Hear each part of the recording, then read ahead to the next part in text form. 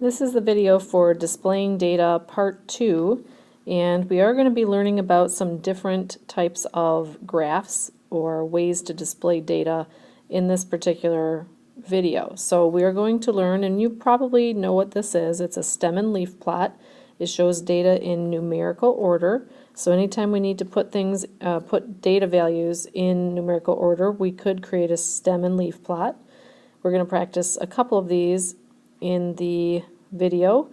We also are going to learn how to create a box and whisker plot, which is going to show the distribution of data in quartiles. So it's going to break it up into 4 parts. So the data is going to be broken into 4 distinct sections, and that box and whisker plot looks a certain way, so there's a specific way to create one. We are also going to be creating a histogram, which is kind of like a bar graph, but it's a little bit different. So I'm going to describe why a histogram is a little bit different than a bar graph. It compares data just like a bar graph does, but it compares data in intervals, and a bar graph does not do that.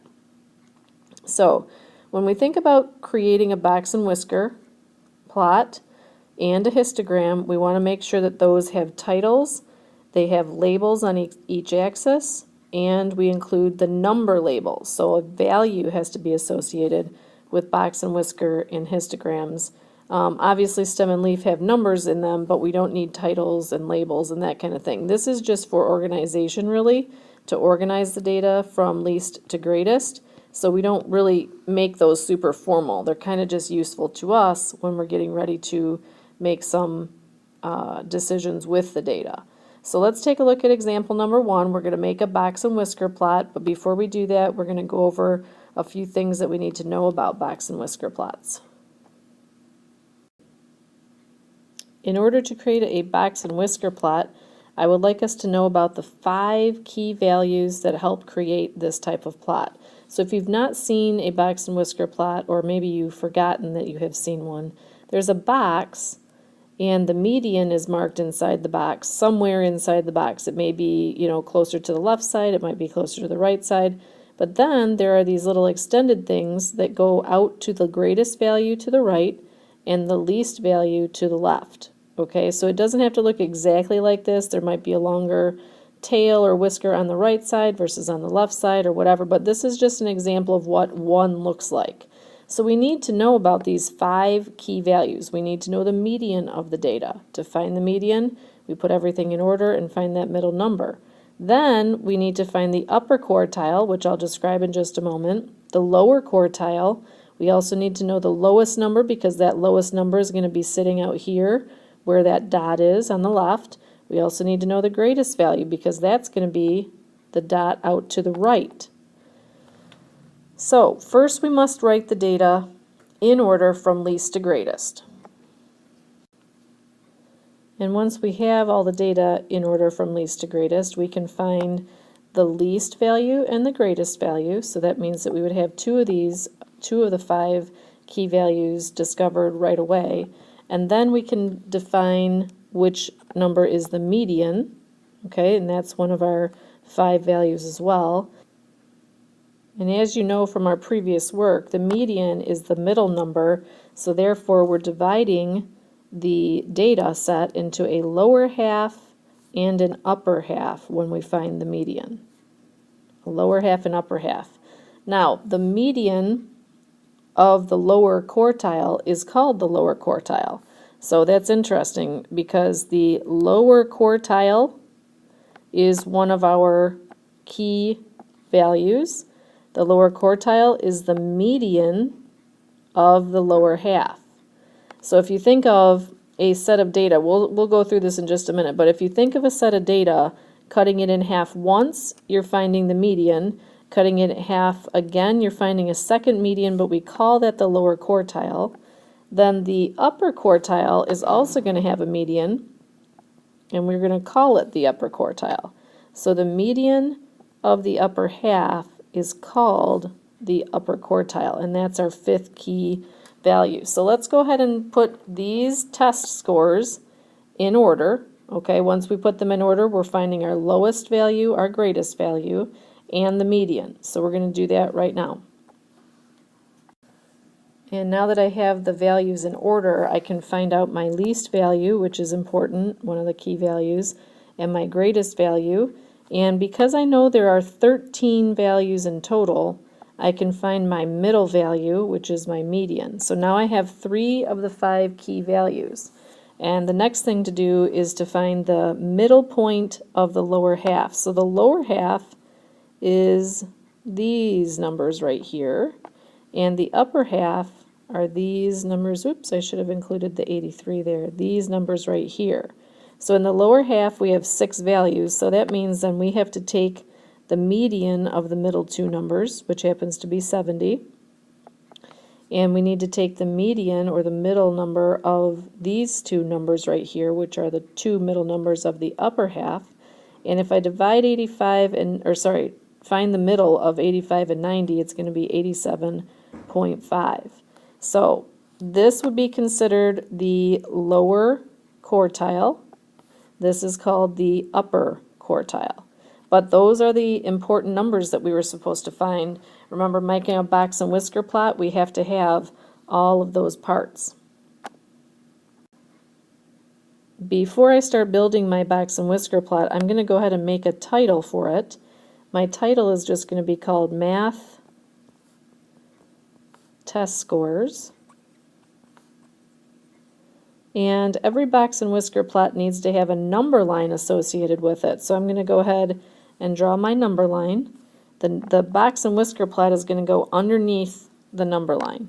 So I see that my lowest number is 55. I'm going to start my number line at 50, and my highest number is 96, so I'm going to end my number line at 100, and then break this up so that I have 10.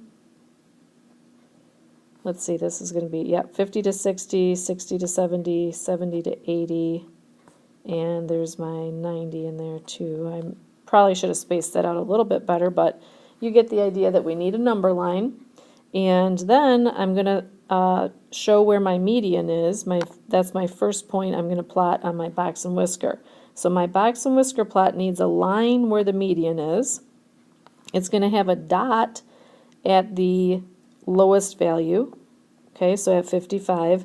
It's also going to have a dot at the highest value, which is 96, so it's almost to 100, but not quite, okay, and then we have to create that box or that long rectangular part, and to do that, I'm going to end my box on the left at the low quartile. The lower quartile is 70, and so I'm going to draw another line here.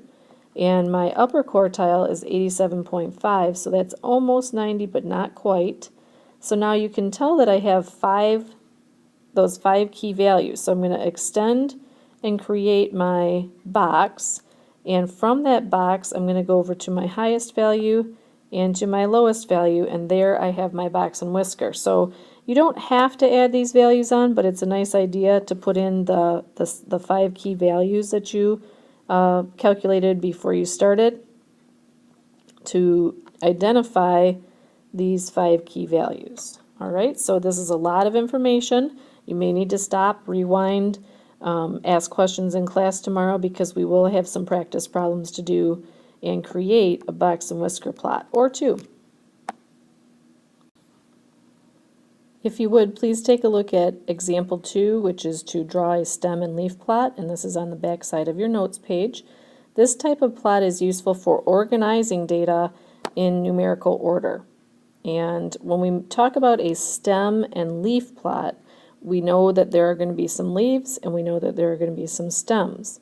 So the leaves go on the right side of a vertical line that you're going to draw, and the leaves are the numbers that are in the ones place. So if we take a look at this first example, the ones place is, in this case, the 0, and in this case, the 5, in this case, the 5. So with the 2-digit values, it's the right number, and with the 3-digit values, it's the number farthest to the right. So if we look at this one, we have this 9, this 7, this 9, this 0, etc. So those are the ones place values, okay? Those are going to be called the leaves.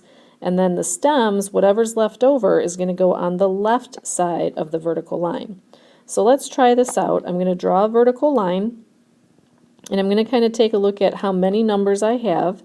There are 13 numbers in this set, so when I get finished, I should have 13 leaves on the right-hand side of my vertical line. I'm looking for a little number to begin with. My smallest number is going to be 55. The 5 for the ones place goes on the right, the 5 for the tens place goes on the left, and I'll cross it off to know that I put it in my plot. And then I see a 61, so the 1 goes on the right, the 6 goes on the left. And now I see I have a 68 as well. The 6 is already, it already is listed here. So now I'm just going to include the 8 over here. So this says that I have a 61 in my data set and a 68 in my data set. Now I'm going to cross 68 off. So now next I'm going to look at, do I have anything with 70s? A 7 for the stem. Yep, I have 3 values. I have a 72 and I have 2 77s. Okay, so I have to include both of those. Otherwise I won't end up with 13 values in my stem and leaf plot. So it's important that you include every value, even if it's a repeated number. Now I see I have an 80, so I'm going to start with that one. Put the 8 on the left side, the 0 on the right. I also have an 83, so I'm going to include the 3 there because the 8 is already on the left. I have an 85 and another 85, so I have to include two 5s to represent 85 2 different times. And then the last thing I have is 90, so 95 and also 96. So my ones place number goes on the right side of my vertical line, but make sure you have, when you count these all up, do you have 13? 1, 2, 3, 4, 5, 6, 7, 8, 9, 10, 11, 12, 13. So again, you have to have the same number of leaves on your stem and leaf plot as you have numbers. The number on the left just represents the tens place for each of those numbers. And when we do that with the 3-digit values, we're going to still create that vertical line, but now we are going to have 2 numbers on the stem side, on the left side. So I'll let you try this one on your own and bring that finished when you come to class. And we've arrived at example 3, where we're going to be making a histogram. A histogram is similar to a bar graph. However, there are a couple ways that a histogram is different from a bar graph. It's because the bars in a histogram represent intervals of data values. So we'll be showing that in just a moment. And the bars are going to have no gap between them because the data is exactly next to each other. So I'll show you how that works in just a second. The first step, though, before we actually create our histogram, is we want to create a frequency table. So how often does that data point occur, or how often does it occur within an interval?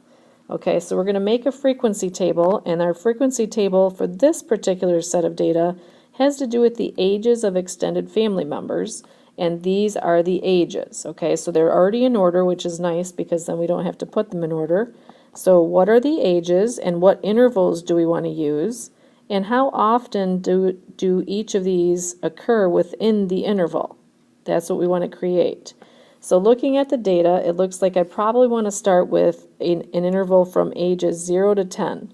So the interval just means how many people fall within that particular interval. It looks like there's only one person in the family that has an age between 0 and 10 years old. My next interval is going to start with age 11 and go through age 20. So if you look at the data, how many people in the family have an age between 11 and 20? Okay, and that is just 3 people. Now my next interval is going to begin immediately with 21 and go up to 30. So I'm basically doing this by groups of 10 or intervals of 10.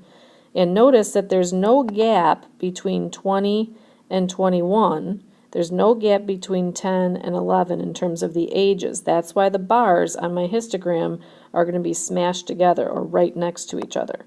Okay, so looking at my data, I have 22, 23, 24, all the way up here to 29, and that looks like that's 6 family members that have that age group, or in that age group.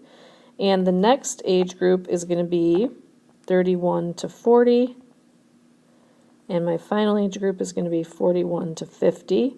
So in those, let's see, we have 3 people in the 30s, and we have 2 family members in that last category of ages. So like I said, the bar graph is going to look similar, but we have intervals now, intervals of age groups here, and there's not going to be a gap between them because we are smashing 30 next to 31, 40 next to 41 when we draw our histogram. So I'm going to get the histogram set up real quick, and if you want to pause the video in order to copy everything down, please feel free to do that. And now before I begin, I want to include a title, Ages of Family Members. Remember, every histogram needs to have a title. And we also need a label on the horizontal axis. So I'm going to say age in years for this one. And for my vertical, I'm going to write in number of people. So how many people fit within each age category or age interval? And I also need to include the age intervals. So 0 to 10, 11 to 20, 21 to 30. And as you see here, I've created 5 intervals on my graph because that's what I had on my frequency table. And then I'm also going to include the numbers over on the left. And this is a lot of detail, I realize that, but I want you to be very careful about creating a histogram that has all the details. So now that I have my axes labeled and I have numerical values on both sides, I can start creating the actual histogram. So I know that there is 1 person in this first age category, so I'm just going to make my first bar, and remember it has to touch the next age category where I have 3 family members in the 11 to 20 age group, and then in my 21 to 30 I have 6, and in the classroom of course I'll have some rulers so you can make your histogram super neat, and also graph paper. 31 to 40 there were only 3, but that's exactly the same as the previous interval, so that should look the same. And then I have 2 family members here for 41 to 50. And so now you can compare, how many people are in each age category, and it looks like the category or age interval that has the most is the 21 to 30-year-old group, and the 0 to 10-year-old group has the least number of family members. So hopefully this video has described each of these different types of graphs or ways to display data clearly. If not, please ask questions in class, and thanks for watching.